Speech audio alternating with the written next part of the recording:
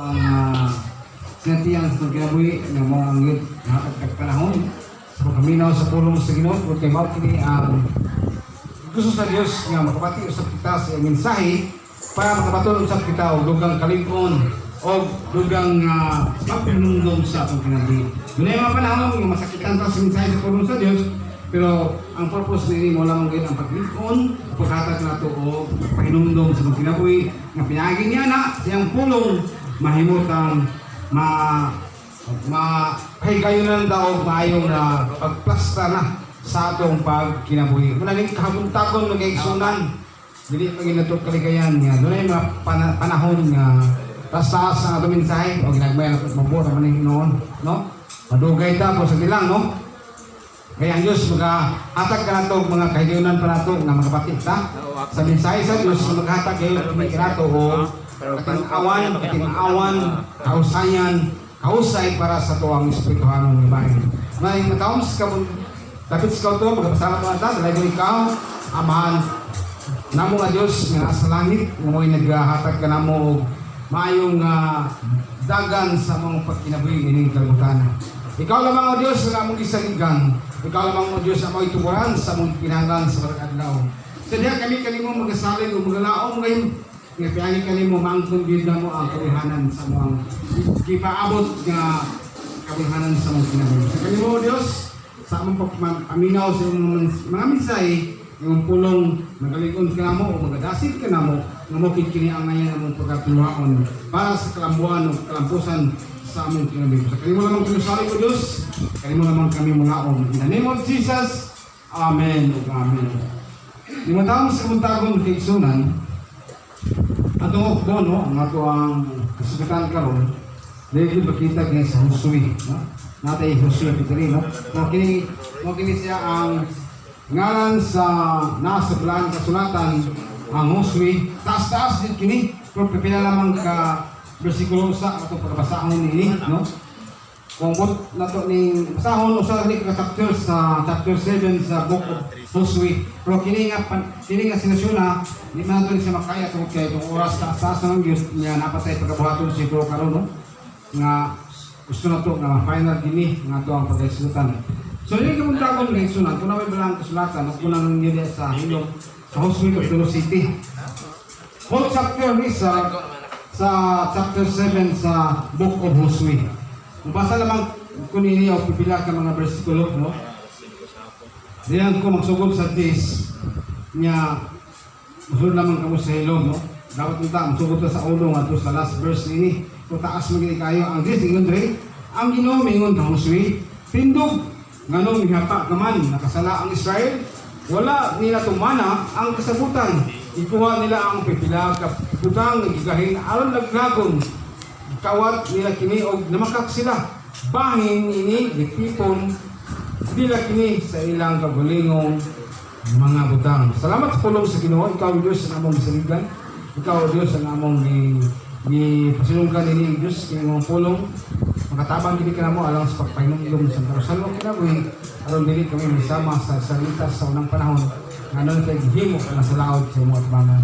Sa kini mong pulong nagapahinumdom kanamo kanya kami makalingkawas kami sa imuhang kasuko unya pohon kanamo aron dili kami mahitugbawa inis kalaglagan.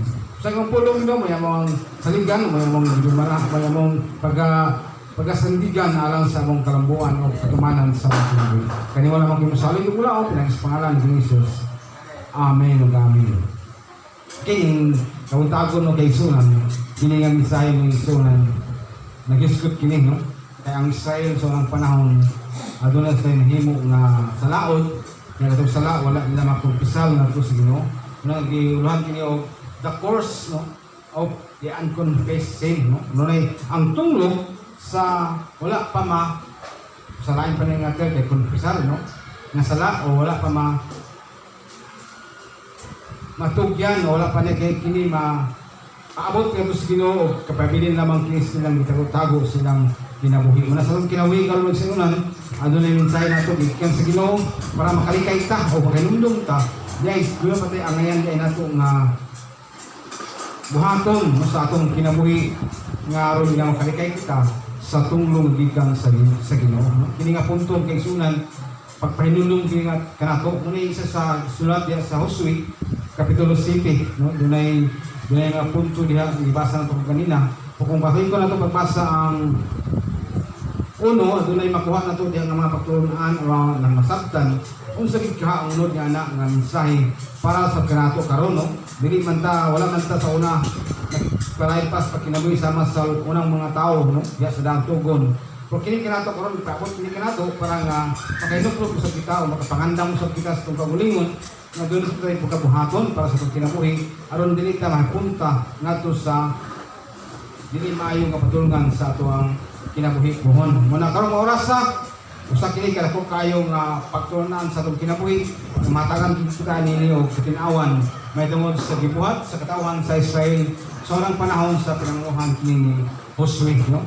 Ang chapter 7 verse 1 wala tuman sa verse 1 ini wala tuman ang Israel sa sugo sa Ginoo sa dili pagkuha bisan unsa nga naglagunon siya akan mo'y mikuha mga butang anak siya ni Karmi nga anak ni Sabdi nga anak ni Sira sa banay ni Huda. Tungod ini ang Ginoo nasuko pagayo sa mga Israelita. Usa kini kanako kayo nga pagpahinom sa kanato, pagpahinom sa kanato karon nga kini hitabo sa katawan sa Israel so nang panahon. Aduna sila mga gibuhat nga nakapasuko sa Dios nato kanila. Ano duman nato kini katawhan kini Israel o kini ang katawhan sa Ginoo. Isa si Josue ang nangulo nini. Sa una si Moses, pagguman ni Moses si Josue, sa panahon ni Josue, adunay mga pagpasidanan ang Dios, adunay mga pagpasidong paypayunom ang Dios kanila o ilang pagkabuhaton ingon ang Dios mo ilang gialagaran. Kaya ang panahon sa punto nga ang katawan sa Israel pinanguluhan ni Josue, no? Adunay mga salaod ginahimo atubangan sa Ginoo. Kung usay hitabo kanila, una ato kining pahasot. Pagka isgutan karon og makuha nato kining patulunan, para dili sabtan ni ma, no? Kung usay hitabo sa Israel sa una, nga atong gihitabot sa matagos sa kanato, makalikay sabta sa mga consequences na mabot sa tong kinabuhi, no? Kung kani nga una punto nga atong pagkasigutan sa gingon sa uluhan sa ang tema nini, kani gingon nga the unconfessed sin, no? Kaya wala ka ito matukyan, wala di course bitaw, the course of dunay tumlog sa mga sala, wala pag nila masulti, no?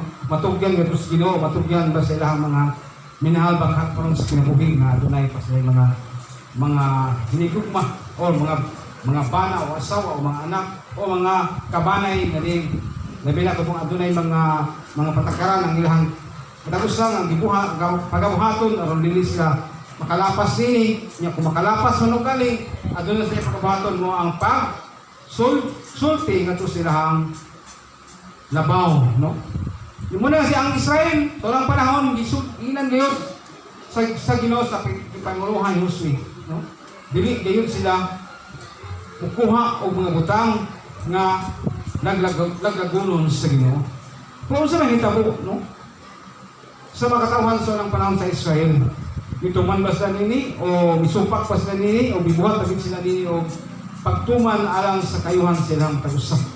Kung nitabo nini mga kaisunan tungod sa ilang kaibog, tungod silang kagustuhan, tungod silang gustuhan nga makabatol sa mga klase sa mga butang wala sila mutuman sa gisuri sa Diyos kanila nga ayaw ninyo buhata kay kung buhaton ninyo kini, no? Ang kasala dito mo atubangan sa Ginoo.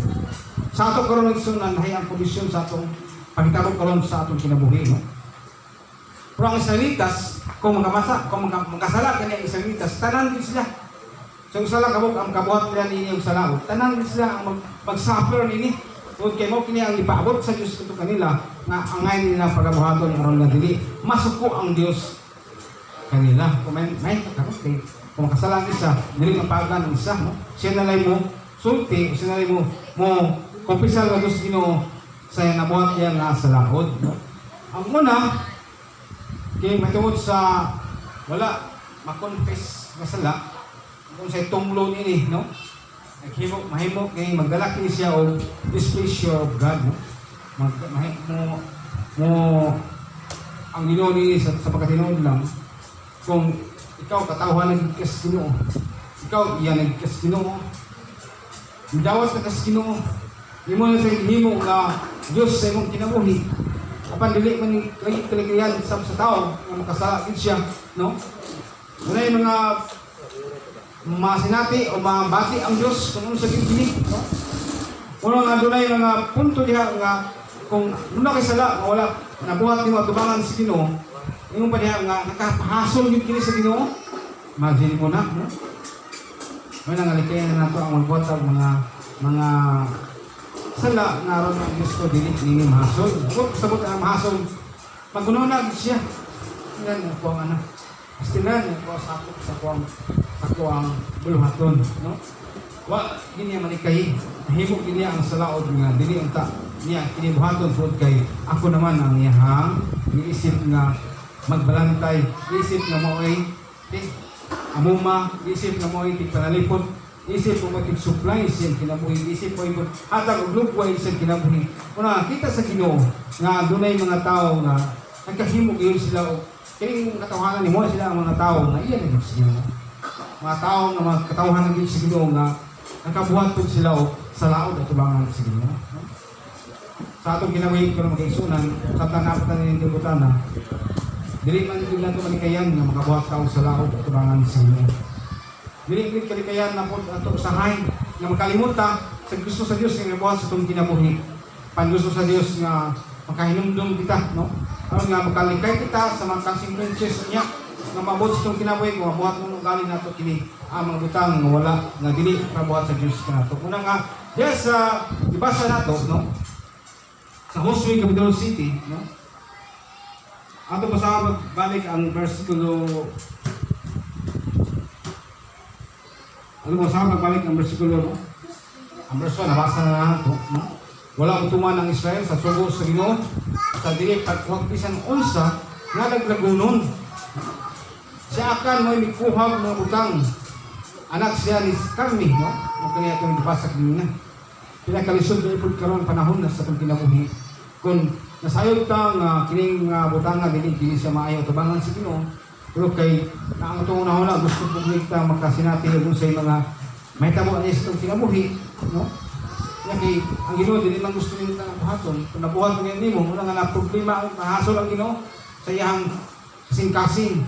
Okay, gibuhat man sa katao ang pagsupak sa gisugo sa Dios kaniya, una nga ang tao nga kabuhat og sa laod tubangan sa Ginoo, nagit kaniya ang kahasol nga may tabo siyang kinabuhi.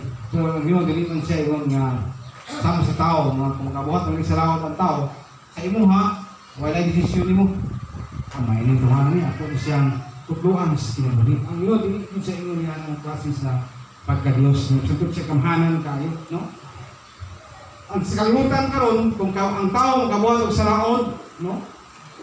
Nung ko sa mga balita sa mga nasa Facebook, no? O sa TV, naghan ang napatay, naghan ang mga matay, gumikan namang gid sa sala nga kaya po ita resumbahon sa tao.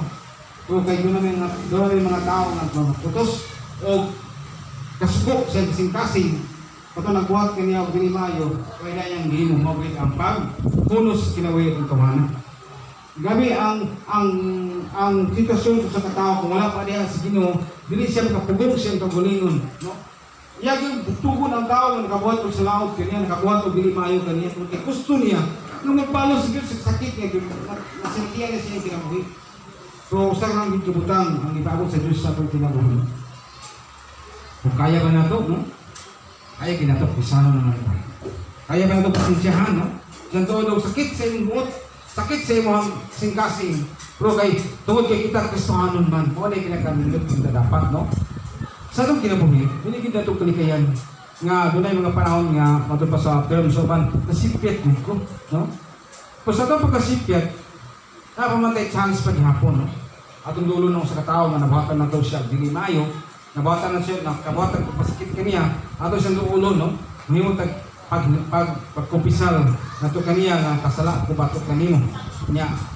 Ang katong sugin lang sa katuoran, ayang buhaton po siyang kagulingon, dili po siyang palabis siyang kasuko, no? Kung palitan may tao, midolol kanimo. Kasi luwag po, Brad. Huwag yan po tuyuan. Anak mo ha,